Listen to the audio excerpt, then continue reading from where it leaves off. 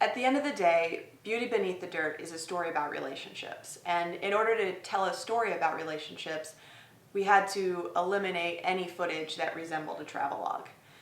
The good news is that we filmed everything.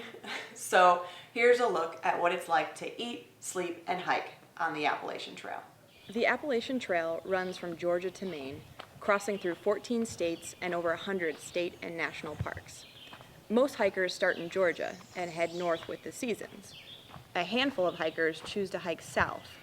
Either way, you still get the title of thru-hiker, a term used by the community to identify hikers that attempt to travel the entire length of the trail in one season.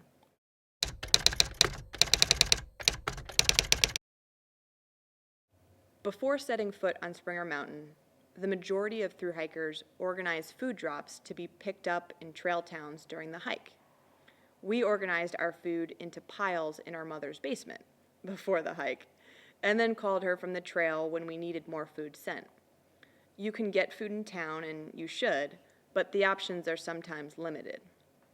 Plus, food drops give your family and friends a way to show support and be involved with your hike without actually getting on the trail with you. They said just cheese puffs. What pile does that go in? I have been craving Jolly Ranchers. It goes with a random one. I have been craving Jolly Ranchers. That's correct. Oh my god, we got the random stuff from their cabinets. Oh my god, Nutri-Grain bars? Apricots. They were out their cupboards. They were like, what's in our cupboard? Oh We my don't god. eat that. Oh my god, there's Oreos in here. This is definitely from their cupboard. Oreos. This is like bad. Thank you, Grandma and Grandpa. I love you so much. Getting to Springer Mountain is an adventure in itself. If you don't have a friend or family member that can personally drop you off, there are a number of shuttles that offer this kind of service. Our driver was Survivor Dave. He not only dropped us at the trailhead, he also answered a number of questions about the trail as we made our way to the start. Is it trail magic? Trail magic. Yeah, what is that? Trail magic is when a hiker or a trail angel or just somebody that's an enthusiast of the Appalachian Trail will kind of set up at different gaps, like Cooper Gap or Trey Gap, places like that, and they'll lay out anything as simple as a bag of oranges to a full buffet spread. Once you're on the trail itself, you just need to put one foot in front of the other. The trail connects the national and state parks on the East Coast through a series of white rectangular symbols known as white places. It is impossible to get lost. Okay, we got lost once. Not sure how or why that happened. I don't know where we are. I see the mountains over there. I think that's where we came from. That's Let's where go we find the came store from. over there. But it led to us getting a hitch in a semi-truck, so that seems fine. Hikers usually average 15 to 20 miles per day, stopping only for food, water, and sometimes a pretty waterfall. Sometimes the miles are long, and sometimes they fly by. Sometimes the green tunnel seems never-ending, and other times you wish there was more. Sometimes there will be an unexpected attraction on the trail, like a chimney, or a bathtub, or a water spigot. Sometimes you long for the companionship of others, and sometimes you enjoy the solitude. You just have to take each day as it comes, and put one foot in front of the other. Hooray! Tennessee. Virginia? That's Virginia.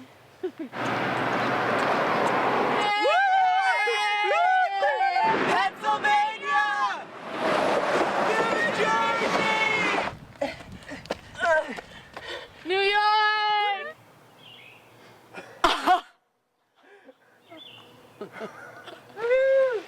Yeah.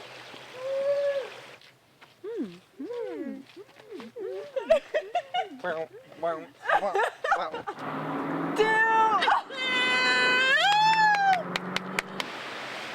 Maine. Maine. Most hikers finish the day at a shelter. Shelters are located up the entire Appalachian Trail and fit anywhere between 5 to 40 hikers. Though Emily, Brandon, and I often camped at shelters, we rarely slept in the shelter itself.